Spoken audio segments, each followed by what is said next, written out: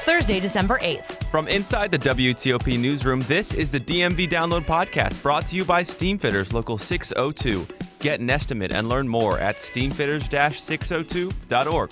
Today, the House committee tasked with investigating Commanders owner Daniel Snyder didn't hold back in a scathing report, finding that Snyder withheld information, was deliberately vague, and potentially lied to the committee and to the NFL in what information he revealed about previous sexual assault investigations and settlements in the past. WTOP Congressional Correspondent Mitchell Miller gives us the upshot on the findings of the members' 14-month investigation. In more than 100 questions, he either said he didn't know or couldn't recall what was going on when they asked him about this. These were all questions, of course, related to sexual harassment, the toxic workplace that you talked about. Plus, we go to two historic neighborhoods for this week's DMV Dates recommendations. You won't want to miss it. Thanks for joining us. I'm Megan Cloherty. And I'm Luke Garrett. The Washington Commanders, quote, created a toxic work culture for more than 2 decades, ignoring and downplaying sexual misconduct by men at the top levels of the organization, end quote. That's how the Associated Press summarized today's report from the U.S. House Committee on Oversight and Reform. Beyond the culture and the findings of the committee, it spent a good portion of its 79-page report focused on Commanders owner Dan Snyder, who it says was involved in the misconduct, but also interfered in the investigation that was eventually taken over by the NFL and interfered with the Congressional investigation by, quote, intimidating witnesses and blocking the production of documents. It's a lot to take in, so thank goodness we have our Congressional correspondent, Mitchell Miller, to help us out. Mitch, thanks for being here. Absolutely. So we didn't know a lot about Snyder's testimony until now. Remember, he was on his yacht somewhere in France when Congress subpoenaed him to come back and testify. But now that this report is out there, do we know what he said? We know at least a characterization of what he said from the committee, and this is coming from congressional Democrats who, we can get to this later, have a lot of different opinions than Republicans on the committee.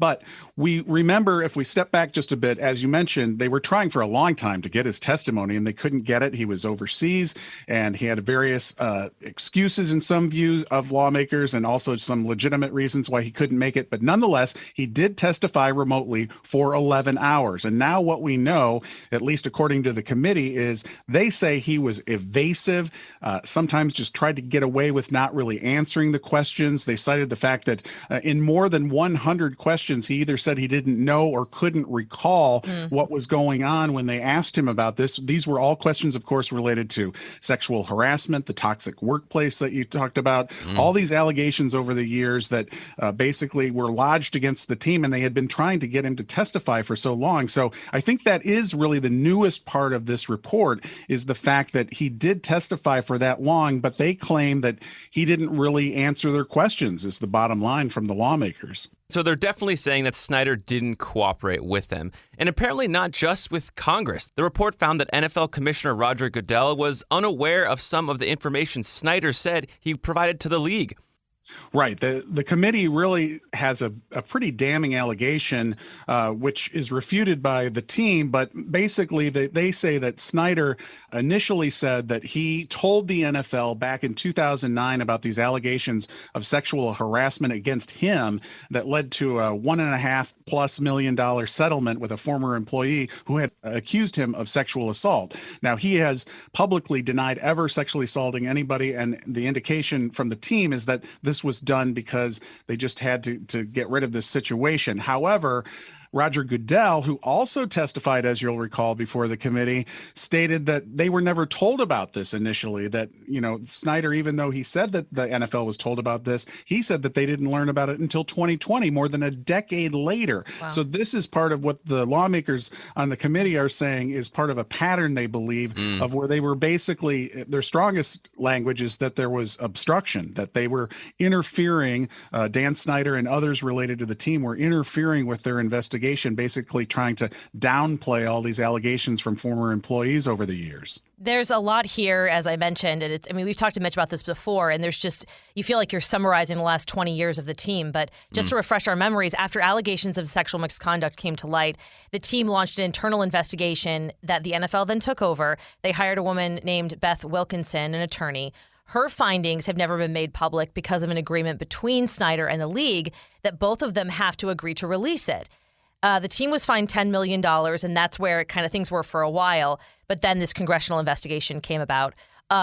Mitch, what did the congressional report say about the Wilkinson report? I saw something about how Snyder had maybe like a shadow investigation going on at the same time and was potentially intimidating those who wanted to talk to Beth Wilkinson.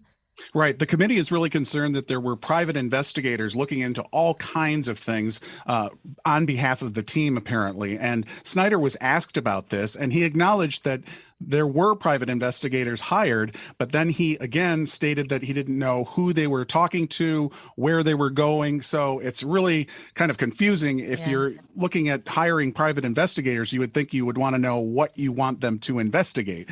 So the committee indicates that's fairly disingenuous right there. But that part of the investigation, what you talked about with Beth Wilkinson, that is a real point of contention involving the committee and the team, because and the NFL for that matter, because the committee doesn't feel like they were ever given this information, and that was part of essentially a cover-up. And they also are critical of the NFL as well.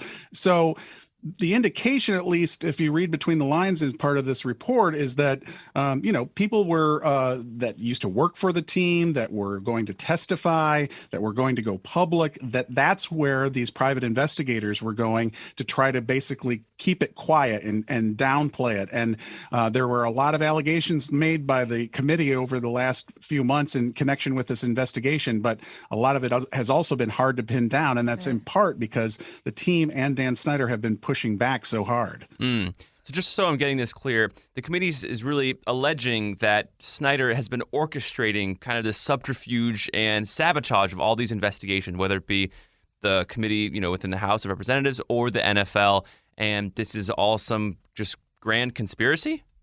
Well, they're at least stating that, first of all, a lot of people wonder why is Congress even investigating an NFL team? So let's take that first. That's because they are looking at workplace misconduct, and not just with NFL teams, but workplace misconduct in general, because Democrats on the committee say they want to help people to protect themselves, from these non-disclosure type of legal agreements where people are basically bound so that they can't say anything about this. But what this report, as you got to, is the fact that there's been so much in this report about Dan Snyder and whether he was really he claimed publicly that he wanted to get to the bottom of all this, but what they are saying is that he was not trying to get to the bottom of it at all, that he was actually trying to obfuscate the committee as much as possible, and that they were really they were spinning their wheels at times, whether it was trying to get testimony from him or to get people to talk about it. Now, they did have former president of the team, Bruce Allen, testified. There's some indications that he told them about these private investigators, and that he even mentioned that potentially there was a private investigator assigned to the NFL commissioner. So again, a lot to unpack there, but what you summarized right there is what the committee is saying, is that there was a lot of misconduct, not only with the team, but also the fact that Dan Snyder at the very top was not helping the situation. And you mentioned NDAs, or non-disclosure agreements, and there's been some legislation resulting from this committee, surrounding NDAs and how they can be used. What is that legislation? Well, they want to get this legislation passed. Basically, it would say that various corporations and entities would not be able to lock people into those non-disclosure agreements, so that they could actually come forward and state what they need to state without facing any kind of repercussions from the corporation or whatever entity it is. Now, on the other side, as I alluded to earlier, Republicans are highly critical of this investigation, and I'm talking about Republicans who are on this committee. They don't think that Congress has any business investigating this in connection with an NFL team. They think that the chair of the committee, Carolyn Maloney, has been trying to score political points and just going after the team on these various issues. And when the Republicans take over the House in the coming year, this is all, from this committee at least, going to go away. However, as we've talked about in the past, it will not go away for the team, because there are investigations ongoing in the District of Columbia as well as Virginia related to a lot of these allegations. And we've been talking a lot about Snyder and the focus of the report being on the Commanders, but the NFL is not shielded from this either. As you mentioned, Roger Goodell, the NFL commissioner, testified during this investigation. And I think there's so much interest, not only because it's the NFL and Americans are so obsessed with football, but it really has sort of peeled back or pulled back the curtain, maybe is the better analogy, to how this whole organization works and just the nitty gritty behind it. The committee said that not only did the NFL weren't as forthcoming as they could have been, but it aided Snyder. This quote really grabbed me. Rather than seek real accountability, the NFL aligned its legal interest with Mr. Snyder's, failed to curtail his abusive tactics, and buried the investigation's findings. Can you talk about, Mitch, about how they focused on the NFL in this report? Yeah, and what the biggest criticism of the NFL specifically is the fact that a lot of the lawmakers think the NFL, and a lot of critics of the NFL for that matter, think that the league is only considering its image and that it is not really worried about drilling down on these really difficult issues, and that like this issue with the report, the Beth Wilkinson report, the fact that thousands of documents were not released, although the NFL points out that parts of this were released. The fact that they did an investigation and then never really gave the full report when they had it complete, that really sticks in the craw of a lot of lawmakers too. So the NFL has been bruised by this. I mean, as I mentioned, Roger Goodell did testify for several hours before the committee, and the NFL kind of wants to have it both ways. It wants to say that, yeah, we're really looking into these various problems that the league has, whether it's this issue or we've obviously had a lot of issues related to concussions and that type of thing. But critics say that the NFL always wants to kind of polish that public image and make it look like they're really looking into something and concerned about it. But behind the scenes with their lawyers and all these costly legal cases and everything, that they are really working to mitigate it in the public view, because for them, their public image is everything. And by the way, I should note, we do have a statement from the Commanders organization, and I can give you briefly some of what it says. Essentially, it says that there are no new revelations in this report, despite what we've talked about with Dan Snyder.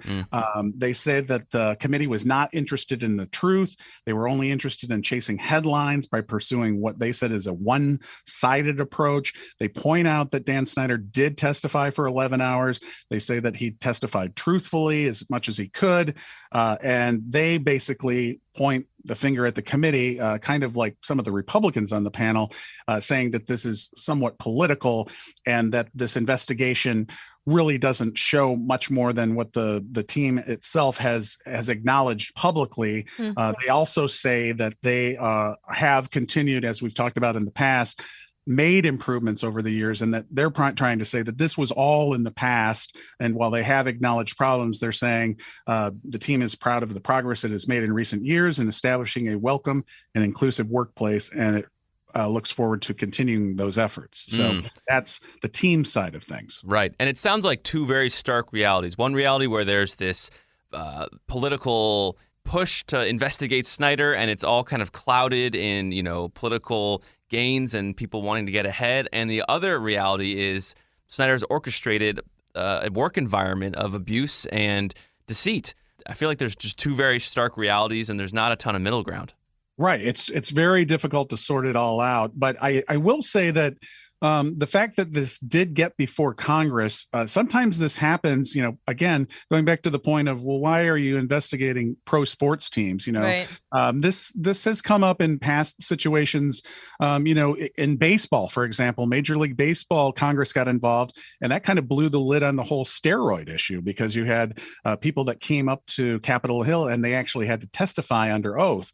And so even though there are critics that say Congress should really just stay out of this, let the NFL deal with it on its own, there are other people that say, well, if you don't push and have these public officials in Congress investigating some of these issues, things like sexual harassment, a toxic workplace, all of these things would continue if you don't continue to try to investigate them. The timing of this is also interesting because obviously with the Republicans taking over the House, I imagine, Mitch, this was under somewhat of a deadline to get this report out and come to some finding after this investigation. But it also comes Just weeks after the Snyders, Dan and his wife Tanya hired Bank of America to explore selling the team. Right. Forbes puts the value of the Commanders franchise at $5.6 billion. And we know there are some very high-profile interested parties. But can you speak about the timing of this, just because I think it's sort of interesting this is all happening at once? Yes, that's a really, really good point. And related to the timing from the congressional standpoint, you're right. They have a lot of things that they, on the Democratic side, they have to get done before the end of the year. This is in a different, in a similar way that, and it's a much broader issue, obviously, but the January 6th committee is soon going to be disbanded after it issues its report.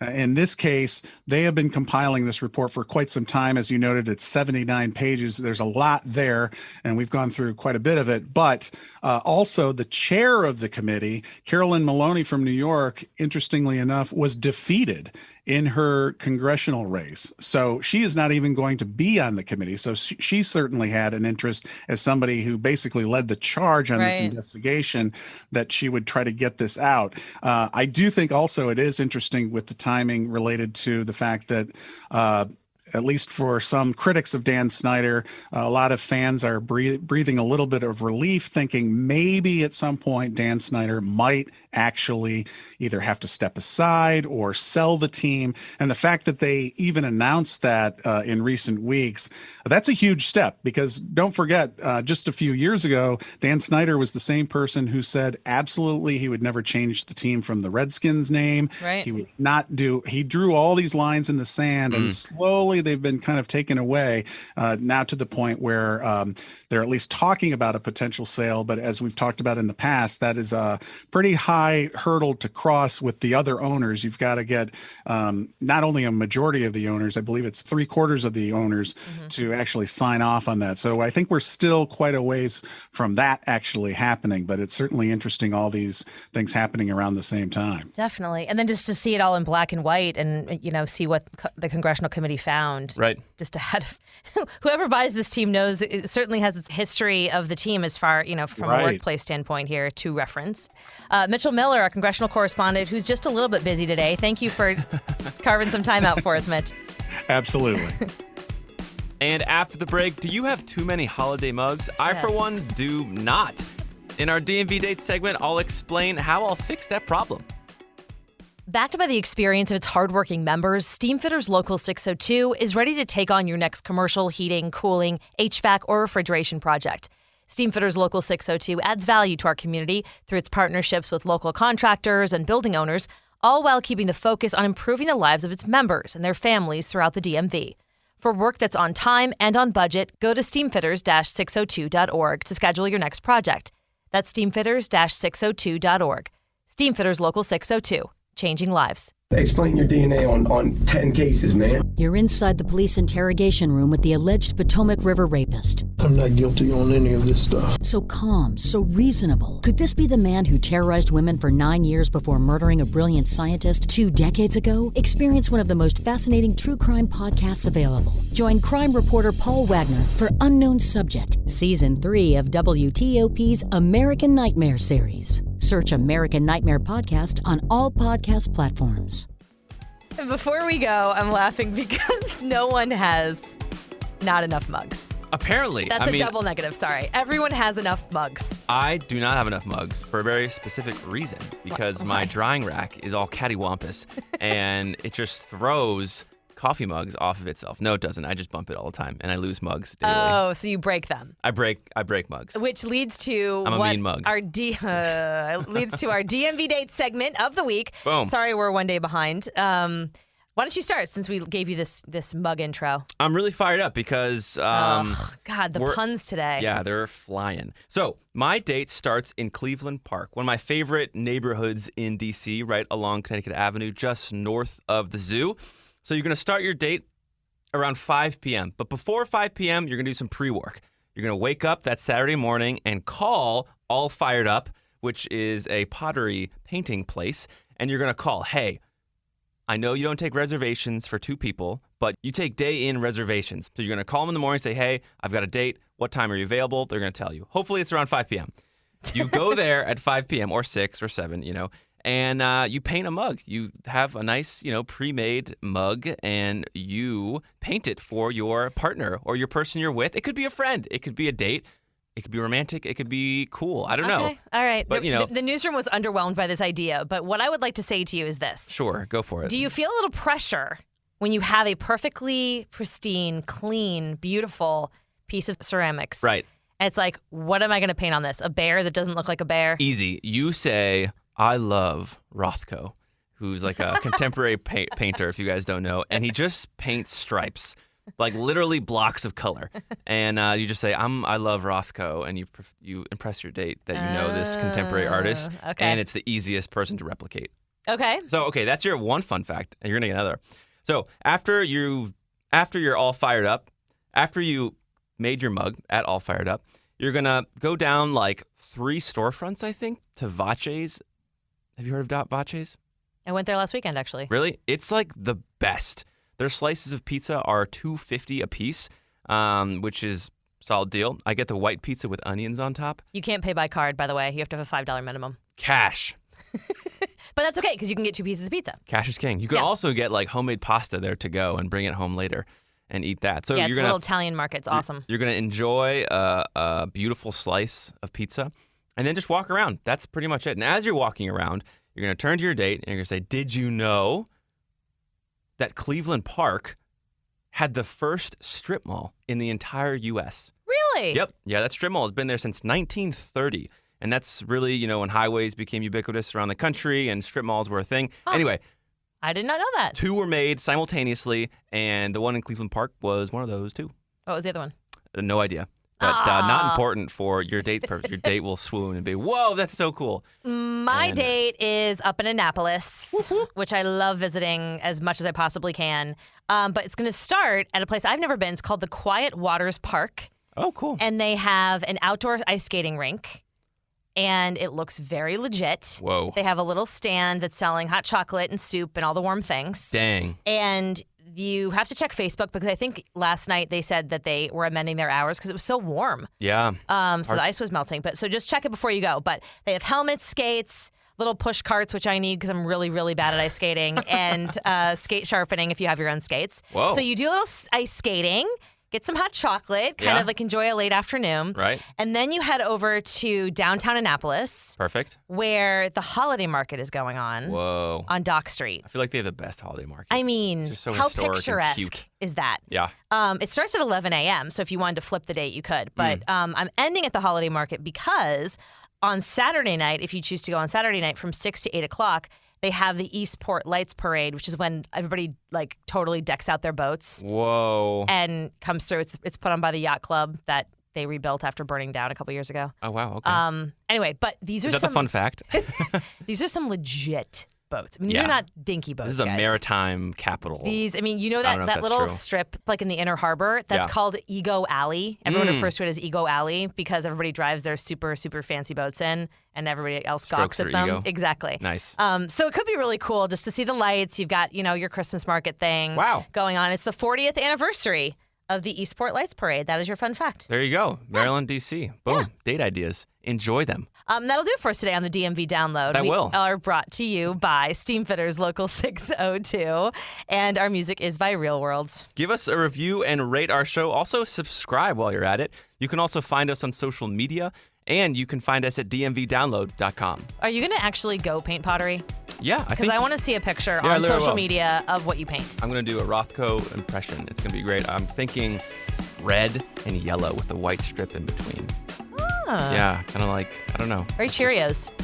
Wow. Well, that's just, now I'm rethinking it all. It makes it less elevated and childlike. I apologize. It's okay. Okay, blue, gray, the green stripe. Oh, that's nice. Don't characterize it. I won't. Sorry, J. Crew. Dang. The DMV Download is a product of WTOP News.